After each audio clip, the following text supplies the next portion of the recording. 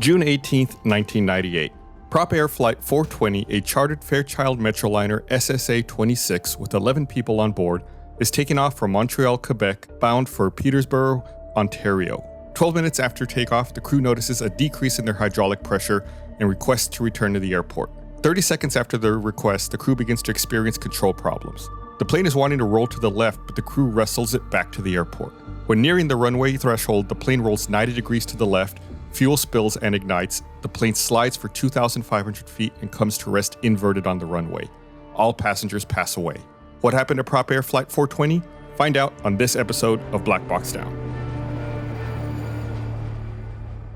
Hello, everyone. Welcome to Black Box Down. Good morning, Chris. How are you doing? I'm doing good. We're here with another episode. Before we dive into it, as always, it's super important. That's why I say it every time. If you could give us a follow on social media, we'd really appreciate it. At Black Box Down Pod, Facebook, Instagram, Twitter. We put supplemental content on there. Things that maybe you can't picture from this episode. Bam, right on social media. Yeah, even animated stuff. And animated stuff, too. On YouTube. Oh, yeah. We also have YouTube, too. Go everywhere. Just search for Black Box Down everywhere. Also, we've got some new merch that came out recently, shirt, mug, decal. It's like in the style of a VOR information box that you might see on a sectional map that pilots would use, like all Black Box Down references. And the mug, like the background on the mug is like a little sectional map of the Austin area. I think it's super cool. I think it's great. Yeah. Don't forget, you can give us, if you want to check out blackboxdownpod.com, which is a website, you can find out all about directly supporting this podcast for $2.99 a month. You get access to episodes early. Yeah. And it helps us make this show and keep making it. But enough of that housekeeping stuff. We're here to talk about Propair Flight 420. It was a chartered passenger flight. Wait. What? Okay. Propair Flight 420. Yes. It is today 420. It is. I wasn't sure if you were going to peel back the curtain on production. Today is 420. We've had some weird coincidences lately with like anniversaries of flights and flight numbers. This was totally accidental. I think Dennis and I just realized it right before we were going to start recording this morning. Right before you showed up, we were talking. We're like, oh, this is Flight 420 and today's April 20th. Little weird. Like, pure coincidence. Okay. We didn't plan for that. No, didn't intend for that. Just pure coincidence that happened. And it's not like this is going to get released on 420. Anyway, Correct. So. Correct. Yeah. So this was a chartered passenger flight. Like we said, it was going from Montreal, Quebec to Peterborough, Ontario, back June 18th, 1998. Mm-hmm. The flight was crewed by Captain Jean Provencher, who was 35 years old with 6,515 flight hours, and First Officer Walter Stricker, who was 35 with 2,730 flight hours. The plane, it wasn't like a big commercial plane that you picture, that we talk about a lot.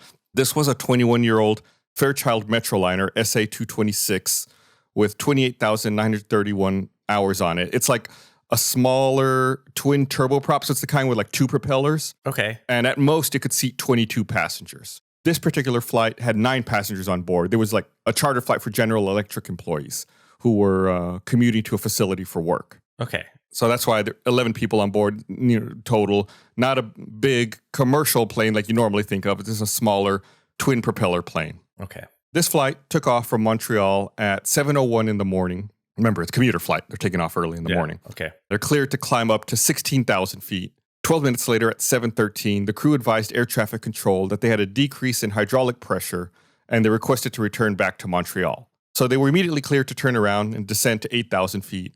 And during this time, the crew indicated there was no onboard emergency. However, a few moments later, the crew started having trouble with the controls and the left wing overheat light illuminated, indicating some engine trouble. Mm-hmm. But then 30 seconds later, the light went out before they could even do any checklist stuff. They start pulling out the checklist like, okay, let's see what that is. But then the light just turns off. So it was like overheating. It was like hot and then then it cooled down? Right. Well, all they know is that the light just turned off. Like, oh, okay. Well, I guess whatever was the problem isn't anymore. Okay. So, they, like I said, they didn't even get to the checklist. And they had no idea about the hydraulic, like what was causing the hydraulic fluid pressure. Correct. And I believe on this plane, there's 2 separate hydraulic systems, just for reference. Mm-hmm. One of them controls flaps on the plane and the other one controls landing gear. And I believe at the time when they saw this warning, they were seeing a message about both hydraulic systems losing pressure. Okay. So then a couple minutes later at 7:18, the left engine appeared to be on fire and the crew shut it down. So the captain took over the controls and had to use an abnormal amount of right aileron pressure to keep the aircraft on its heading. We've talked about this before. Mm-hmm. the asymmetric thrust, things are acting weird. But I think even accounting for asymmetric thrust, they were having to put more pressure than necessary. They were using, we've talked about trim before, where you can, adjust a control. That way it relieves the amount of pressure you have to apply. This particular plane had aileron trim, and they had to adjust it all the way to the right and also fight with the plane in order to keep it, going on the heading that they wanted. Okay. So the crew notified air traffic control that their left engine was shut down, and air traffic control suggested they fly instead to a different airport, the Mirabel Airport, which was a little northwest of their original airport because it's closer. It's like, okay. If you shut down an engine, you're having trouble. There's also this other airport you can land at. It's closer for you. So the crew agrees. And then about 90 seconds later, the crew informed air traffic control that flames were coming out of the engine nozzle. Yeah, that's not where you want flames. No, you definitely don't want that. In fact, I think it was one of the passengers who alerted the crew to it. Remember, it's a smaller plane. And I think one of the passengers, tells them, hey, there's fire coming out of the engine. So a couple minutes after that, at 7:23, the crew informed air traffic control that the left engine was no longer on fire. But then 3.5 minutes later, the fire started again. Then during this time, the aircraft was getting harder to control. Remember, it's trying to roll. They set the aileron trim to its maximum setting. Then a couple minutes after that, at 7:27, while they were on short final, which means they're about to land. They're on final. They're lined up with the runway. They're pretty low to the ground. They lowered their landing gear, but only 2 indicator lights came on. There should have been 3. As in only 2 of the wheels went down, presumably? Correct. So what that would tell them is that they get confirmation that 2 wheels are down. I believe it was the nose wheel and the right wheel illuminated that they were down, and the left wheel did not come on. So again, we've talked about this before. It doesn't necessarily explicitly mean that wheel didn't come down. Yeah. The light could be burned out. There could be a fault in the circuit. Who knows? But all it tells you is there is no positive confirmation that wheel is down. It's possible it's down, but it might not be. It probably isn't. Yeah. So when they were near the threshold of the runway, so the threshold of the runway is like the very edge of the runway. So they're, about to land. They're right over the edge of the runway. The left wing failed and it broke upwards. It just broke off. It broke off. So this caused the plane to rotate to the left and invert on the runway. So it rolled left and then, slammed down on the runway upside down. Upside down. Yeah. So, man, they were so close. They were so close. Chris, this is incredibly frustrating. Because there was an emergency, there were, emergency services on the runway ready to meet them, firefighters, ambulances, stuff like that. The firefighters say that the airplane was about 25 feet off the ground. Oh my God. They were maybe 3 to 5 seconds from landing. Oh my God. They were about to land and that left wing broke, rolled, slid upside down. It caught fire and it slid about 2,500 feet down the runway. And it came to rest on the left side of the runway. And like I said, firefighters were already there. They quickly got to the wreck. They got the fire immediately put out. But, everyone on board was fatally injured and the plane was destroyed. That's so tragic. That is so close. They were so close. And again, we're going to get into it, but it's like this is one of the more frustrating incidents that we've had to research. Not because you're like, oh my God, all these things went wrong. All these people messed up. It's like, these people were so close. They almost made it. It even, yeah. You could see the runway. You're right on top of it. You're like, oh, we're there. Yeah. And they changed runways to go to a closer one. But changed airports even, right? That's what I meant. I meant. Yeah. And then they were had struggled and figured it out and had made, oh man. Mm-hmm. They went ahead and examined some of the passengers and revealed some of them sustained injuries from fire or toxic gas inhalation. Because when there's a fire, things burn and, you get toxic gases. Although more stringent requirements might not have prevented these fatalities, combustion of the seats and the production of toxic gases as a byproduct of combustion could have been delayed if more stringent requirements had been in effect. So it's also possible that maybe if the seats had been made out of different materials that were less toxic, maybe some people could have even survived. So yeah, it's got so close, right? I know. Also, I'm sure being upside down makes it a lot harder to get out. Yeah. Plus also, if you think about just the force of it, the force of landing, it's not like you're going super slow. Yeah. We're going to get into some more specific details here that are going to give you more context for it. But if you think about it, even if they're coming in to land, they're still going pretty fast. And, if you think about getting into a car crash and how violent that is, that only did they come in probably faster than you drive on a highway, then they flipped on top of that. And, it's just a lot of forces going on. It's really a violent thing that happens. And also on top of that, falling 25 feet. Yeah, yeah. So the investigation was carried out by the Canadian Transportation Safety Board, and it turned out there was a history with certain safety issue on this type of aircraft. Remember, this is a Metroliner SA26. It also affected the SA227. These are very similar planes. They're almost identical. These past instances involved the brake systems on these type of aircraft. One instance occurred in July of 1988, where an SA227 lost hydraulic pressure and the left wing overheat warning light came on, the tires burst, and the left wheel well sustained severe fire damage. Sounds kind of familiar, right? Uh-huh. This other previous flight made an emergency landing in Anchorage, Alaska. And there was another flight in 1990 where an SA226 aircraft had the same thing happen, and they landed in Manitoba. So starting to see a little bit of a pattern. Yeah. So the investigators examined the brakes on this aircraft, and they found the piston housing for the left outboard brake assembly showed severe melting. The bottom of two of the piston cylinders was a blackish green color, which was indicative of overheating. Other parts of the brake assembly were blackened and covered in soot.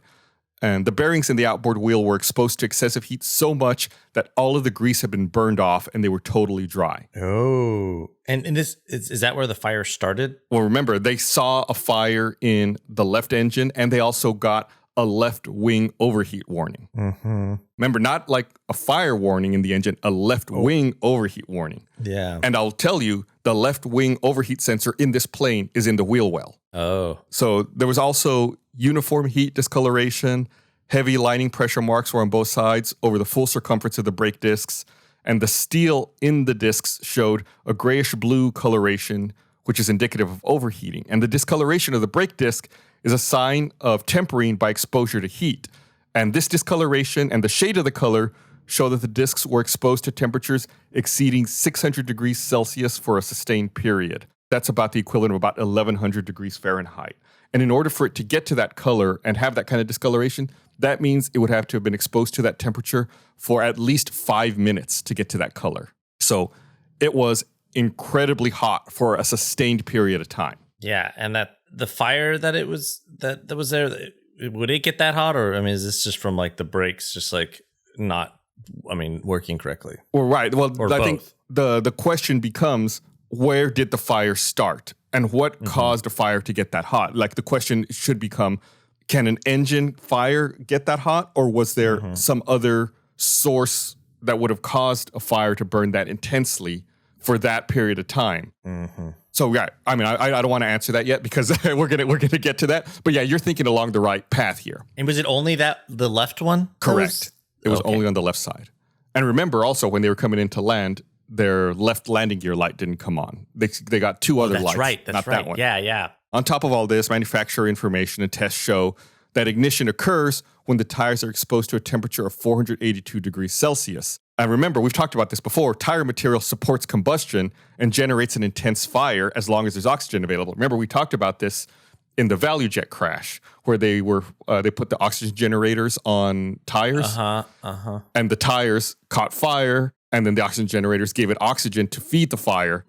So, if this is starting to support the fact that a fire started here, the tires helped support that fire and make the combustion worse and make the fire more intense. Yeah, the tires just are like material to burn. Exactly.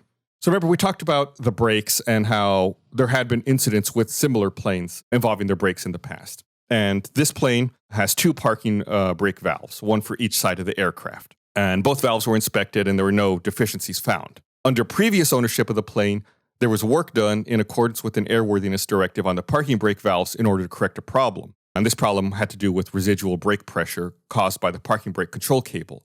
So what, like a parking brake, cars have parking brakes. Like you used to have to like pull a little handle up, or sometimes you got to like stomp on that little pedal on the left. And, it's the same thing with the plane. There's parking brakes, same thing.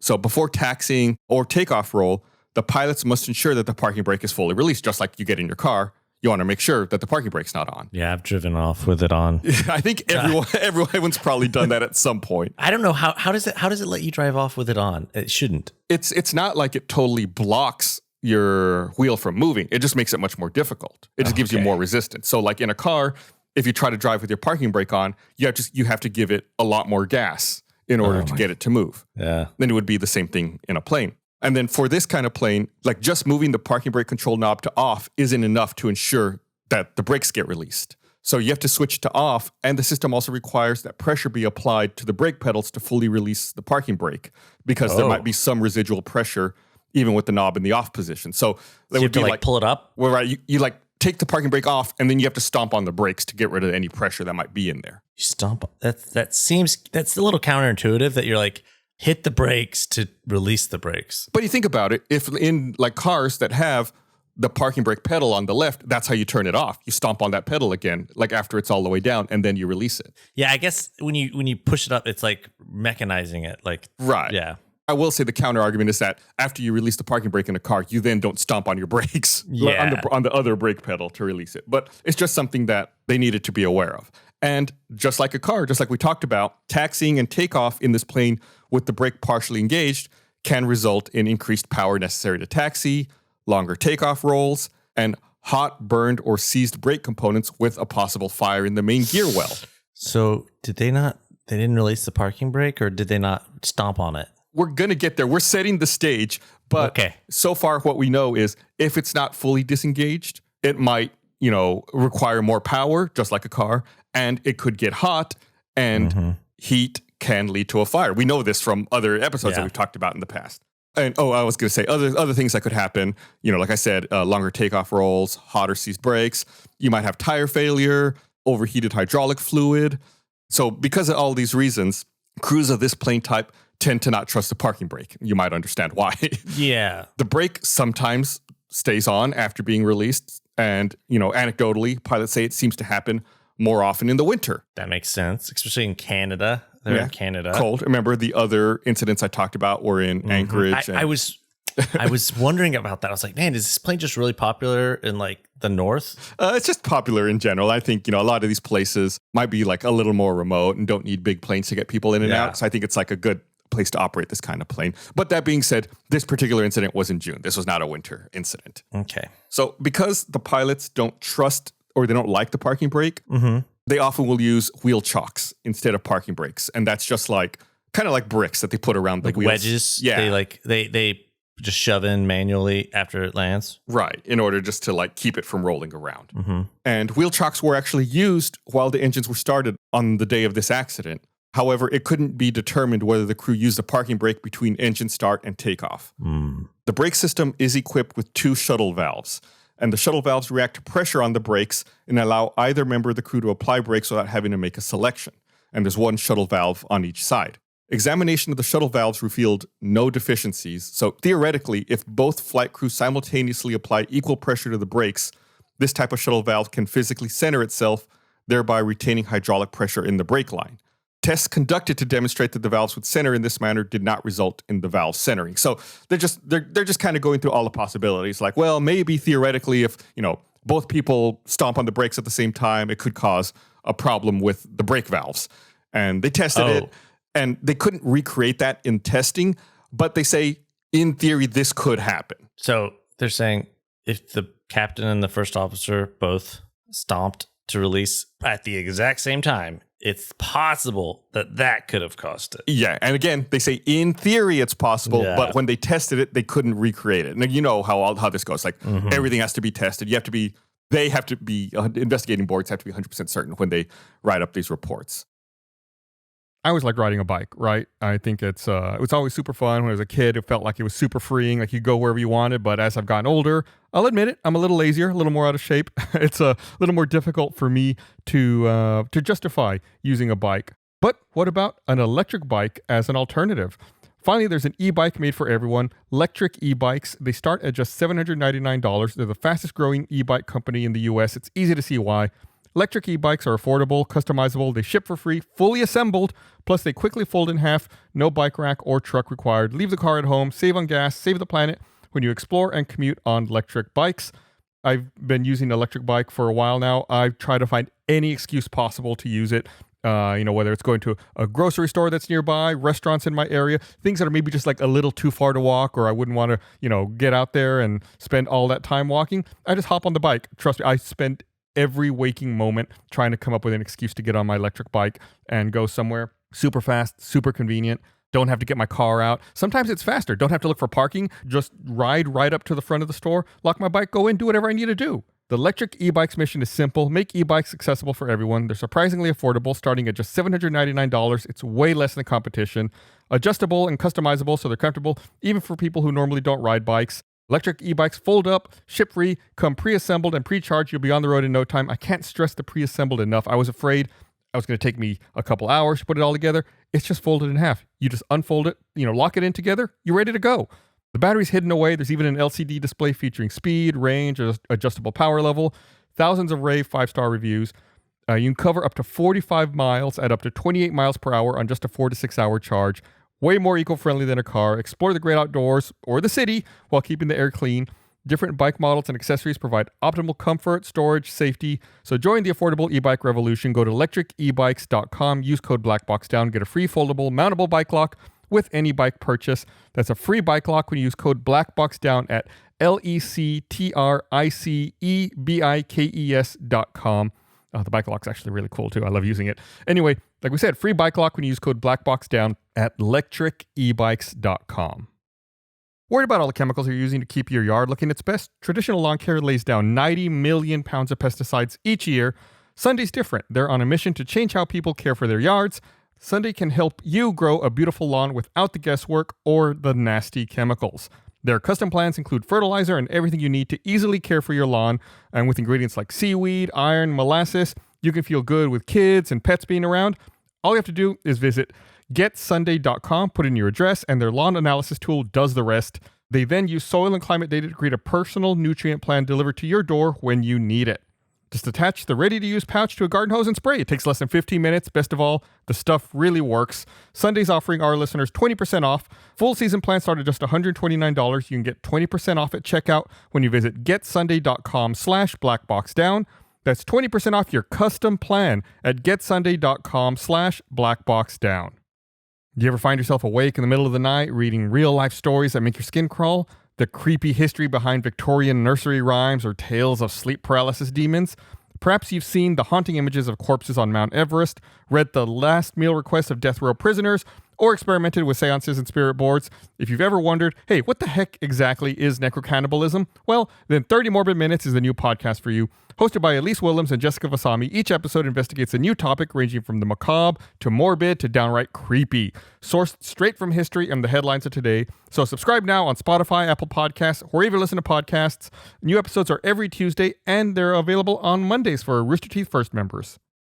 So, it was discovered that, when they did their takeoff roll, like when they lined up on the runway and they accelerated to take off, the aircraft was pulling to the left. And the crew had to use right rudder pressure to stay aligned with the center line of the runway. So as a result of this, they had to extend their takeoff roll for 6 seconds longer than normal.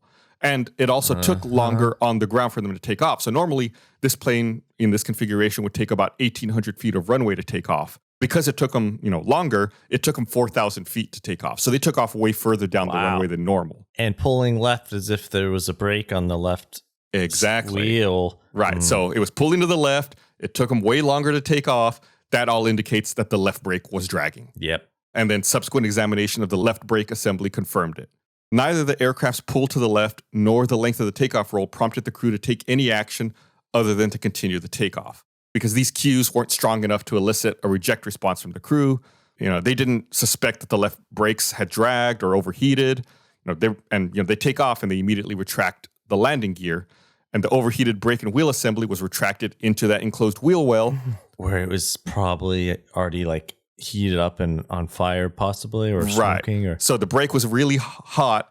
It gets put into the close proximity in that wheel well with the tire and those other surrounding structures, causing a fire. And like we said, initially they said, they had a loss of hydraulic pressure. It could be that the fire melted the hydraulic lines and caused them to start spilling.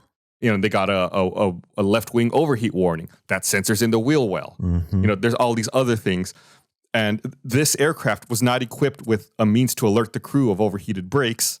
When the aircraft was certified, brake overheat detection systems were not required, and they're still not required for this class of aircraft. And how quickly did they get these warnings after takeoff? They got the loss of hydraulic pressure pretty quick after takeoff. It was about 12 minutes after takeoff that they saw the first warning message about the hydraulic pressure. Is that the one that flicked? No, the heat was the one that flicked on and then flicked off. Correct. Oh, did it? Because maybe it melted. Right. That's you nailed it. That's it. That is actually exactly what happened. The sensor just melted and burned, and that's why the light turned off. Yeah. So for dragging to occur in the components of the left brake assembly at the same time, the problem must have originated upstream of the brakes. All system components involved were examined against several criteria to identify any failure, if it's poorly adjusted linkages, incompatible parts, or part malfunction. And some deficiencies were identified in the master cylinders, but none of these deficiencies were found to have caused brake system pressure to be maintained. 2 modes of master cylinder were installed in each of the 2 brake systems, and in the circumstances, it was essential to examine whether they were adjusted to manufacturer specifications, or there's a possibility of interference that it could have caused the brake pressure to lock on. So, I mean, they've zeroed in on the brakes, and they're just like, why did this happen? And, these examinations that I talked about revealed no problems so far. They're looking through all the different possibilities. Examination of the brake shuttle valves revealed no deficiencies. The tests regarding the centering of the shuttle valves with both crews simultaneously applying equal brake pressure were inconclusive. Like I said, they said in theory it's possible, but they couldn't recreate it. Numerous tests were conducted to demonstrate that residual pressure as low as 50 psi in the brake system could cause dragging and subsequent overheating of the brake components during the takeoff run. This overheating, transferred to the fluid in the brake lines, causes the fluid to expand, thereby increasing pressure in the brake system. This increased pressure further aggravates dragging and overheating to the point where normal operating temperatures are exceeded. The crew would probably not have noticed an initial braking pressure of 50 psi during the takeoff run. So what that last part is saying is, if the brakes were dragging, they would have started overheating, which would have caused the brake fluid to expand, which would have increased pressure in the system, which would have potentially caused it to clamp down more, increasing the drag. Oh, so it made it even worse. Right. A self-perpetuating cycle. So, that's definitely very possible. And in fact, probable. The investigators also found issues with hydraulic fluid in this aircraft. I'm going to give a lot of part numbers here because they're talking about specific hydraulic fluids.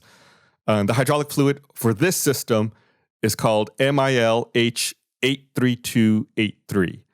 The approved fluid for landing gear struts is MIL-H5606.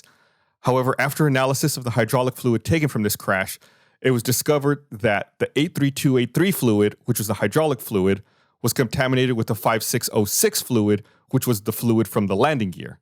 This mixture was also found on other aircraft within Propair and in another airline. In general, the mixed hydraulic fluids had the qualities of the 83282 fluid in regards to smell, look, feel, viscosity. However, the 5606 contamination in the hydraulic system containing the 83282 fluid lowers the flash point of the fluid. So it makes it catch fire sooner? It makes it catch fire at a lower temperature. It's exactly it. And this was because this was not an accidental, they mixed up the fluid, or is it spilled into the other one? Is that? They suspect that there's cross-contamination going on. They don't know why, but because they inspected other planes and they found it, and they even found this in another airline. Like they're inspecting planes that didn't crash, and they see that, there's this cross-contamination of fluids. Okay. So it's not specifically because of this crash, because they're finding it in other planes that are still flying. Due to the heat caused by the dragging of the wheels, the seals that held the fluid degraded and caused the fluid to leak onto the brake assemblies. And under these conditions, the contaminated fluid would have self-ignited at temperatures exceeding 425 degrees Celsius. And remember, we said that it reached 600 based on the scoring on the brakes. So because of the slower flash point, the tires ignited when exposed to flame. These conditions were sufficient to perpetuate the cycle and to continue to raise the temperature in the wheel well, causing the aircraft hydraulic system to fail and damaging electrical wiring and other systems in the wheel well. Like you said, it's what caused the light to turn off. It's not that the problem went away. It's just that the electrical wiring failed because it all melted. It got worse. Right. It's like, oh, no, the problem's off. No. It's way worse now. It's like if you ignore your check engine light so long that like the light bulb burns out. It's like, no. The problem is solved. It doesn't mean the problem's gone. It means that your problem's still there.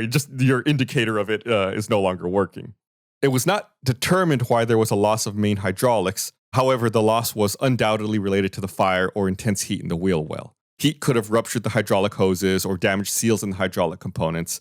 to the extent that the hydraulic pressure and fluid were lost. Like I said, they can't definitively 100% say that that's what happened, but most likely the fire caused the hydraulic system to fail, either through damaging the hoses or the seals.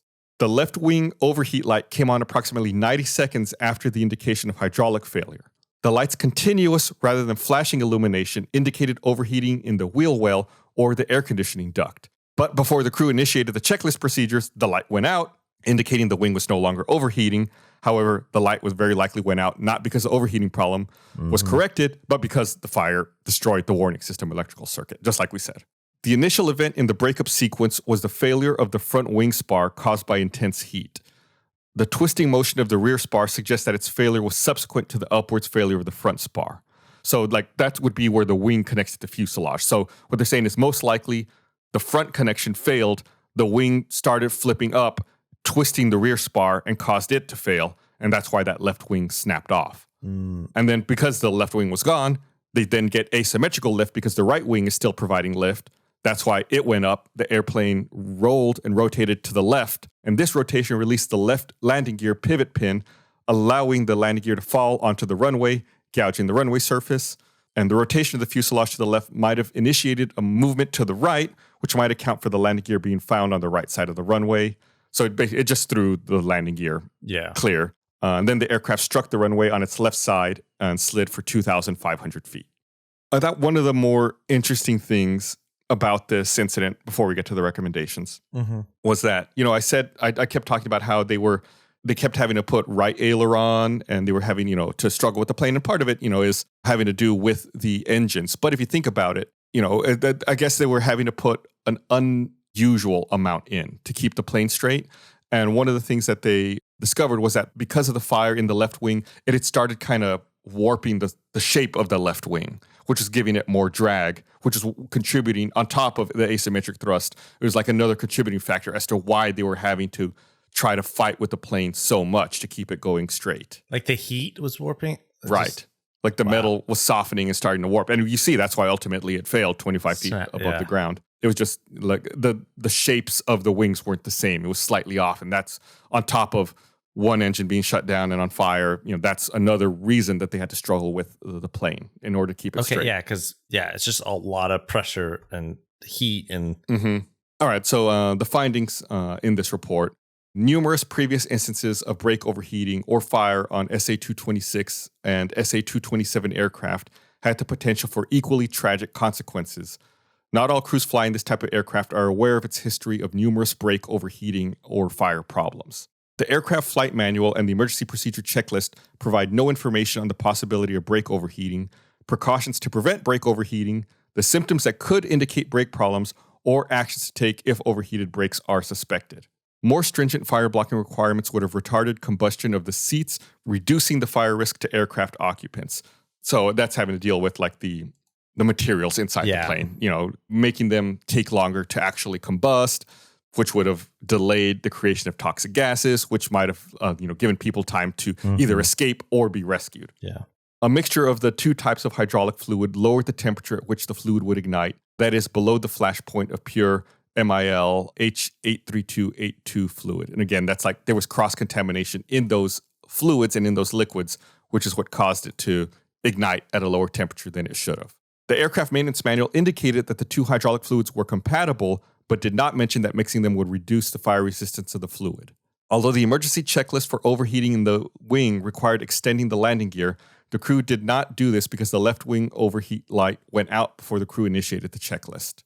So if they had gone to the checklist, it would have told them to extend the gear, but they didn't do it because they didn't get to the checklist. It's possible if they extended the gear, they could have, like, if there was the tire that was on fire in that part, they could have moved it away, like a little further away, and maybe the speed of the wind hitting it would have put it out. But is there a chance that extending it could have provided a lot more oxygen to the fire that was already in the plane? I mean, it's possible, but it was already on fire. It already had sufficient oxygen. I think the hope is that you give it a bunch of wind. So it's like blowing a candle out. You give it like so much airspeed that the fire goes out.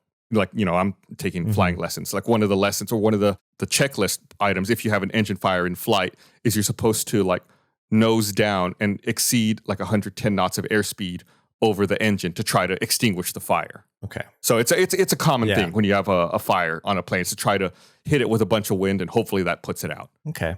Another finding here. The effect of the fire in the wheel well made it difficult to move the ailerons, but the exact cause of the difficulty was not determined. Yeah, I can't give any more insight on that. I don't know, why. And again, if they don't know, I'm not going to be able to give you any insight on that. I'm not I don't know why. I'm like, well, I can't give you any insight on that. I feel bad about it. It's like, well, if the professionals couldn't figure out, I have no chance of figuring that out. And there's some findings as to causes and contributing factors. The crew did not realize that the pull to the left and the extended takeoff run were due to the left brakes dragging, which led to overheating of the brake components. I don't think that the report ever mentions this. And, I'm not trying to place blame here, but, in case you're wondering, why did the pilots not notice that it was dragging or that it took longer? The first officer was flying during the takeoff run, and the captain was actually doing a line check on him. So the captain had more experience, but the first officer was, he was new to Propair. So he was taking off, and the captain was paying attention to him instead of paying attention to the plane. It's speculated that if the captain was doing the takeoff, since he had more experience, he might have, been a little weirded out and noticed that something was a little off.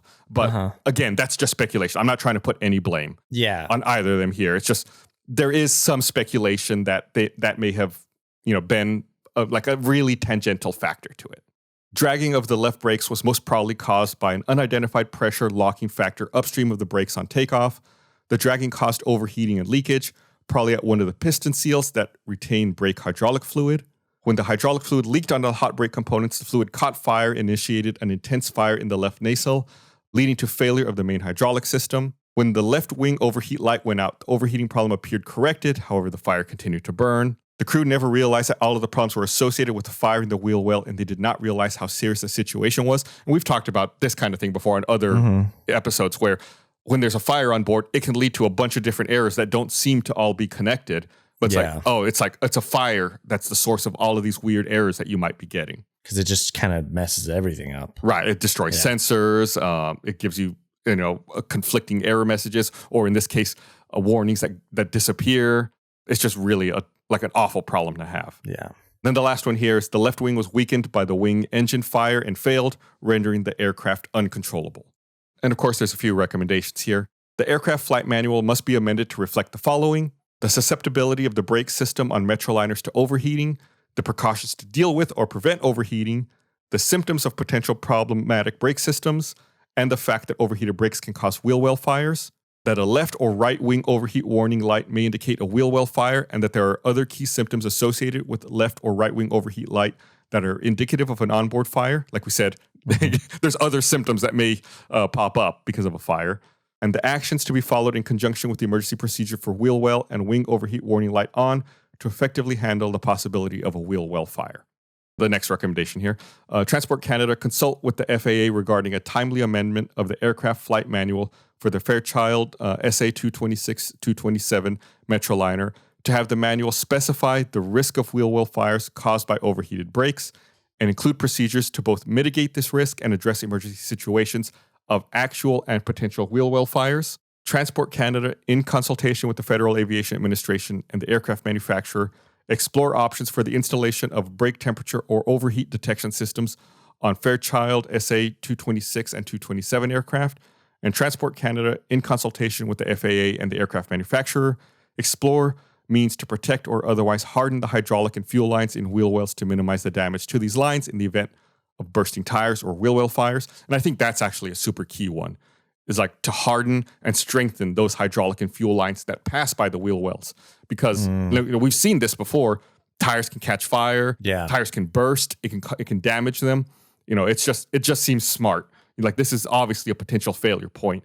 These lines need to be extra strengthened in these areas. Yeah. And the last recommendation here, Transport Canada, as a matter of urgency, notify all Canadian operators of Fairchild SA226 and 227 aircraft of the importance of and requirement for using only MIL H83282 hydraulic fluid in the main and brake hydraulic systems of these aircraft. And Transport Canada, in consultation with the FAA and aircraft manufacturer, review the adequacy of existing aircraft standards, procedures, manuals, and maintenance practices for the Fairchild SA226, SA227 aircraft with an aim to ensuring that only MIL H83282 hydraulic fluid is used in the main and brake hydraulic systems on these aircraft. I think this was also an important one. I think it was known amongst maintenance people that the different kinds of hydraulic fluid, like we said, the other one that contaminated, that these had similar enough properties that you could use them interchangeably, but obviously the other one lowers the flash point. So I think this was like to reinforce, don't mix these hydraulic fluids. The other one will work and it can get the job done, but there's a reason you have to use this specific one in these systems. I would never do that, for the record. I'd never be like, we'll just mix this one with it. I mean, but that's also because I don't know nothing about like cars and things, so I'm not gonna like mix fluids. I mean, I think, I don't want to throw anyone under the bus here. I'm sure, these maintenance people don't want to do it either, but I'm sure they're in situations where they're like, oh my God, we got to get this plane fixed. It has to go. It has to fly. This stuff will work fine. Yeah. We're out of the other fluid. This is what we have right now. We'll deal with it down the road, like that kind of stuff. Yeah. Well, it's also one of those things too, where it's like, I think there's that level of lack of knowledge where you don't know what you're doing, so you don't you follow the rules to the T, versus when you do know what you're doing, you might understand that, oh, well, this is pretty much the same. Right. I mean, the closest example I could give is if like your oil pressure light came on in your car and you're looking at it and you're like, well, I don't know what kind of oil's in there. I'll just buy whatever motor oil and top it off. Like, it's probably this, and you put it in there without knowing. Yeah. It's like, I mean, it's kind of interchangeable. It's probably not going to cause a problem, but you shouldn't do that, Yeah. Like, you need to find out what you have in there. I mean, I granted, it's not an exact comparison, but I'm trying to think of like something that, you may, an average person may have encountered in their lifetime in dealing with, interchangeable fluids on their car. But man, that's it. That's Propair Flight 420. It was more depressing than I thought it would be to research this one. This one, I think, made me feel even worse than a normal episode because they were so close to landing it. Like, I feel so bad for those pilots. Like, they saw the runway. They were over the runway. They were just above the airport. They were above where they needed to land. They thought they had made it. At that point, you're like, thank God, we're about to land. We've saved it. We've saved the day, and it all just in an instant, it all goes haywire. Yeah. Well, when you were just doing the opening, I was like, I thought they were all going to be okay. Yeah. It like seconds away from a totally different outcome on it. I know. And then and when you said they all died, I was like, what? Yeah. And again, it's not like there was negligence on the pilot's part. They saw a problem. They started to turn around immediately. They diverted to a closer airport. It's just, it was so close to being averted. It was so close to us not talking about this on this podcast, and those people, still being alive. It was strangely depressing to read this one and to research this one, especially I think because we've talked about before, I've been taking pilot lessons, and I can't imagine encountering a problem and then being so close to landing, and then it just oh no, it didn't work. Through no fault of your own. Yeah. Man, it's this was I didn't like this one, Chris. I guess I can say that. So, I mean, I guess coming out, it was just what was the biggest change or fault, I guess? I think, the changes that are the most important here, like we talked about, hardening those lines and those systems, making sure that like little things. Like, that's the thing that's frustrating. It's not like, oh, well, there's this big error that got fixed. There's all these little bitty things. Yeah. And that's why I'm like, it almost seems like it's no one's fault, right? Right. Yeah. It's just a lot of little things. Yeah, it's hard to point a finger. Yeah. Maybe that's another reason I find it so frustrating. It's there's no one big sweeping, this happened and this got fixed and this will never happen again. It's no, that's going to be we're not going to mix hydraulic fluids. We're going to tell people that the brakes are a little finicky sometimes. If the overheat light comes on, you're going to go ahead and run the checklist. It's just be aware that there may be a fire. There is no miracle cure for this one. And they didn't, because they didn't drastically change the plane, right? Right. I guess that's what it's like. If you expect something like that, we're oh, well, now this plane is no longer, flown, and I don't know. Yeah, or you feel if they didn't change the plane a bunch, then it must have been the pilot's fault. But it's no, it wasn't.